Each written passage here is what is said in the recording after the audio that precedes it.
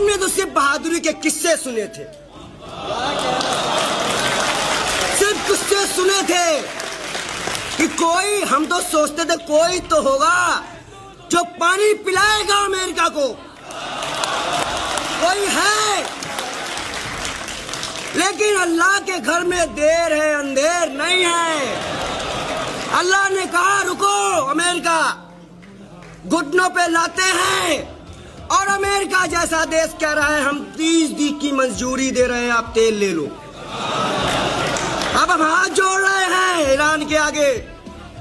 और मैं आपको बता दूं, जो अपने हक, ईमान और मजहब, धर्म पे चलेगा, जो अल्लाह पे भरोसा रखेगा, नबी पे भरोसा रखेगा, वो नहीं हार सकता, नहीं हरा सकते।